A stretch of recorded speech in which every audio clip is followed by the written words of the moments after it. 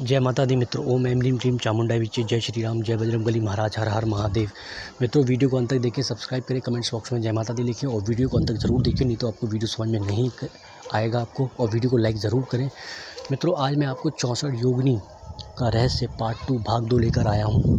परंतु उससे पहले मैं आपको कुछ ज़रूरी सूचना देना चाहता हूँ कि 5 जून से लेकर 5 जुलाई तक 3 ग्रहण पड़ेंगे और उन तीनों ग्रहणों के लिए मैं आपको एक विशेष बीज अक्षर मंत्र दूंगा, जिसकी साधना करने से आपको अनेकों क्षमताएं प्राप्त होगी, अधिक से अधिक लाभ आप प्राप्त कर सकेंगे। तो आज मित्रों बात करते हैं 64 योगिनी पार्ट 2 का, उनके रहस्य, उनकी जानकारी आपको देने के लिए। मित्रों, जैसे कि पहले मैंने आपको बता चुका हूँ कि 64 योगिनियों के 3 विभाग होते हैं। पहली जो होती है सतोगुण, दूसरी रजोगुण और तीसरा तमसगुण। सतोगुण की जो योगिनियाँ होती हैं वो आपको वेद का ज्ञान, ब्रह्म ज्ञान, मोक्ष, बल, बुद्धि, विद्या ये सब आपको प्रदान करती हैं। रजोगुण की जो योगिनियाँ होती हैं उनकी साधना करने से आपको दिव्यता प्राप्त होती है, आपको सम्मोहन शक्ति प्राप्त होती है, आपको धनों का अंबार लग जाएगा आपके सामने, आपको धन की प्राप्ति होगी, आपको आभूषणों की प्राप्ति होगी। अगर आप कोई ज़मीन खरीदना चाहते हैं वो ज़मीन आपके पास आएगी। ललित प्रकार की जो कलाएं होती है वो आपके पास आएगी। नृत्य, गायन, वादन, चिकित्सा क्षेत्र, घर कैसे बनाया जाता है उसका ज्ञान, खेती बाड़ी, पशुपालन। और पशुपालन में अगर आप पशुपालन गाय का करते हैं या बकरी का करते हैं या किसी और पशुपालन करते हैं, वो आपके पास ज़्यादा से ज़्यादा कैसे रह सके, उनसे आप कैसे लाभ प्राप्त कर सकें, उसका ज्ञान आपको 64 योगिनियों की साधना देती है।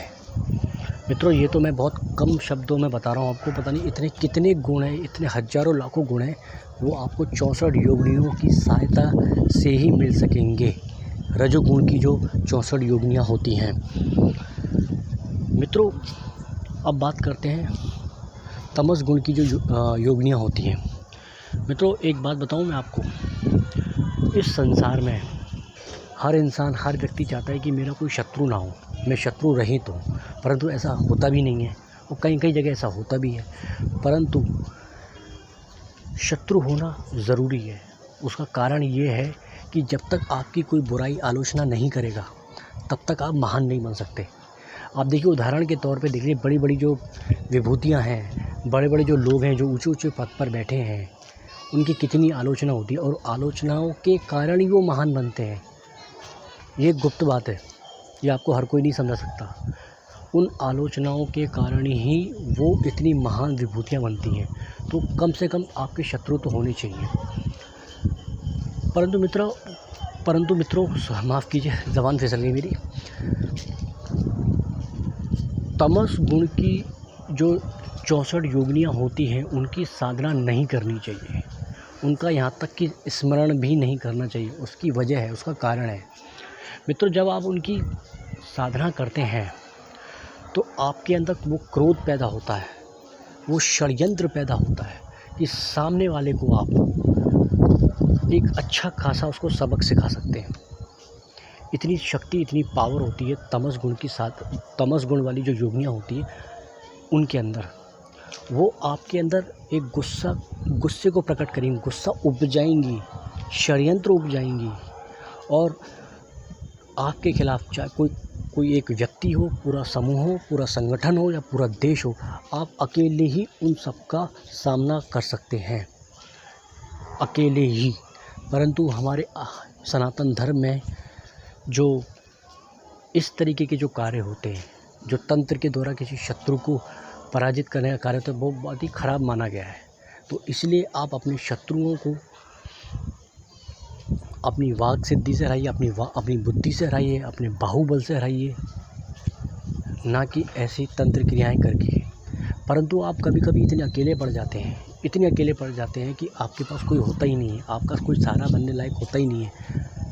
तो फिर उस परिस्थितियों में आपको 64 योगिनी जो तमस गुण वाली हैं उनका सहारा लेना पड़ता है।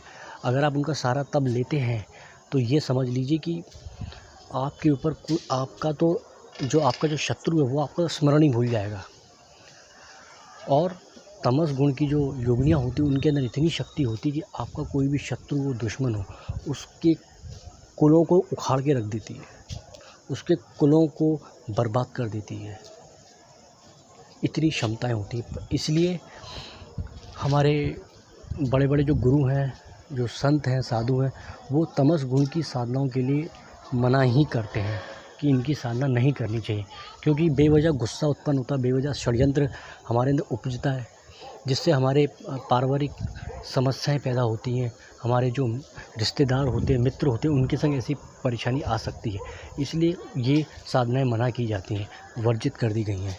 परंतु रजोगुण की जो योगिनियाँ होती हैं, रजोगुण की जो योगिनियाँ होती हैं, अगर आप उनकी साधना करना चाहते हैं, और गृहस्थों के लिए तो सबसे ज़्यादा फ़ायदेमंद, सबसे उपजाऊ, सबसे अच्छी, सबसे बढ़िया जो साधना होती है वो रजोगुण की ही योगिनियों के लिए, रजोगुण की योगिनियाँ ही उनके लिए सबसे अच्छा बेहतर विकल्प है। गृहस्थों के लिए खास करके, गृहस्थों को हमेशा धन चाहिए होता है, सुख, संपत्ति, भोग, ऐश्वर्य, समृद्धि सब चाहिए होता है। और अगर उनके कोई शत्रु भी होते हैं तो उन शत्रुओं को अपने आप, वो रजोगुण की जो योगिनियाँ होती हैं वो अपने आप उसको सबक सिखा देती हैं। आपको कुछ भी करने की ज़रूरत नहीं पड़ेगी। अगर आपके ऊपर कोई अटैक करता है, कोई आक्रमण करता है, कोई शत्रु हो, अदृश्य शत्रु हो, तो 64 योगिनी की जो रजोगुण की जो 64 योगिनियाँ होती हैं ये कभी भी सफल नहीं होने देती।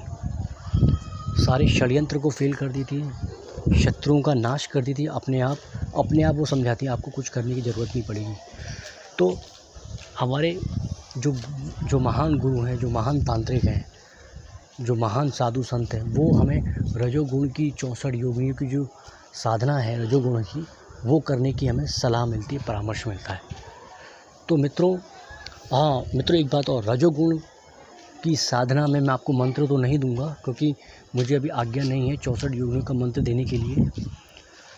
परंतु एक छोटी सी चीज़ मैं आपको बता दूं, 64 योगिनियों की साधनाओं में हमेशा लाल चीज़ों का ही प्रयोग किया जाता है, और उसमें जो प्रसाद लगता है वो देसी घी की रोटियों का प्रसाद लगता है। ठीक है मित्रों, मैं अपनी वाणी को विराम देता हूँ। मैं कुछ समय के लिए साधनाओं में बिज़ी था, 3-4 दिनों से वीडियो नहीं बना पाया था, इसलिए मैंने आज वीडियो बना दी है। और थोड़ी जानकारी और है, वो भी मैं आपके लिए लेके आऊँगा। ठीक है मित्रों, जय श्री राम, जय बजरंगबली महाराज, हर हर महादेव।